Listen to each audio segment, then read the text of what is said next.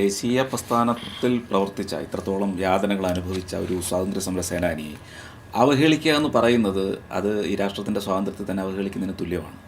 അതാണ് ഇവർ ചെയ്തുകൊണ്ടിരിക്കുന്നത്. അവഹേളനം ഏതൊക്കെ തരത്തിലാണ് അദ്ദേഹത്തിന് ഒന്ന് അദ്ദേഹത്തിൻ്റെ സ്വത്ത് മുഴുവൻ കണ്ടുകെട്ടിയിരുന്നു. ഇവരുടെ ആരുടെ ഒരു സ്വത്ത് കണ്ടുകെട്ടിയില്ലെന്ന്. നെഹ്റുവിൻ്റെ സ്വത്ത് കണ്ടുകെട്ടിയിട്ടുണ്ടോ?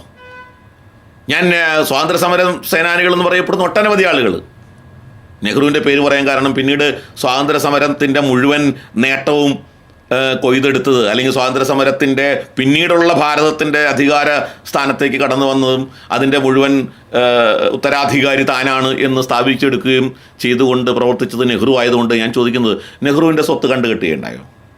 ഈ മനുഷ്യൻ്റെ സ്വത്തുക്കൾ മുഴുവൻ കണ്ടുകെട്ടി ജീവിക്കാൻ വഴിയില്ലാത്ത രീതിയിൽ നിസ്സഹായനായിപ്പോയി. ജയിലിൽ കിടന്നതിൻ്റെ വകയിൽ അദ്ദേഹത്തിന് 60 രൂപ വെച്ച് പെൻഷൻ കൊടുക്കുന്നു. അതിനെ സംബന്ധിച്ച് തർക്കിക്കുന്നു, അതിനെ സംബന്ധിച്ച് ആക്ഷേപിക്കുന്നു. ജയിൽ തടവുകാർക്ക് കൊടുക്കുന്ന ഒരു പൈസയാണത്. അത് മഹാത്മാഗാന്ധിക്കും നിശ്ചയിച്ചിട്ടുണ്ടായിരുന്നു. ആ പൈസ 100 രൂപയായിരുന്നു മഹാത്മാഗാന്ധിജിക്ക് നിശ്ചയിച്ചിരുന്നത്. ഞാൻ ചോദിക്കുന്നത്, പണ്ഡിറ്റ് ജവഹർലാൽ നെഹ്റു ജയിലിൽ കിടന്നിട്ടുണ്ട്.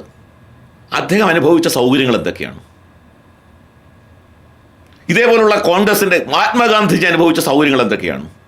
എഴുതാൻ, വായിക്കാൻ, കിടക്കാൻ, ഭക്ഷണത്തിന്, മറ്റെല്ലാ രീതിയിലുള്ള സൗകര്യങ്ങൾ. ഇവരൊക്കെ എ ക്ലാസ് തടവുകാരായിരുന്നു. രാഷ്ട്രീയ തടവുകാർ. സവർക്കറെ എങ്ങനെയാണ് ട്രീറ്റ് ചെയ്തത്? സവർക്കർക്ക് എന്ത് സൗകര്യം കിട്ടിയത്? ജയിൽ ഭിത്തികളാണ് അദ്ദേഹത്തിൻ്റെ പേപ്പറുകളായി മാറിയത്. അദ്ദേഹം എഴുതിയ കൃതികൾ ജയിൽ ഭിത്തികളിൽ കോറിയിട്ടതാണ് അദ്ദേഹത്തിൻ്റെ കൃതികൾ പലതും. അദ്ദേഹത്തിൻ്റെ വിലങ്ങണിയിച്ച ആ വിലങ്ങിൻ്റെ കാരിരുമ്പ് കൊണ്ട് അദ്ദേഹം ജയിൽ ഭിത്തികളിൽ കോറിയിട്ടതാണ് അദ്ദേഹത്തിൻ്റെ കൃതികൾ പലതും.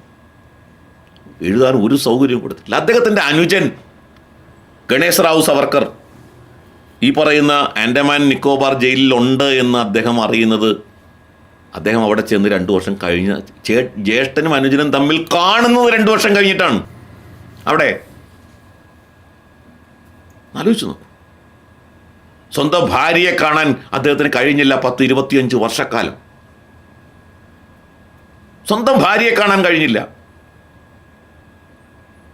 അദ്ദേഹത്തിന് വീട്ടിൽ നിന്ന് അയക്കുന്ന കത്തുകൾ മുഴുവൻ സെൻസർ ചെയ്ത് പൊട്ടിച്ച് ഇട്ടാണ് അദ്ദേഹത്തിന് കൊടുത്തിരുന്നത്.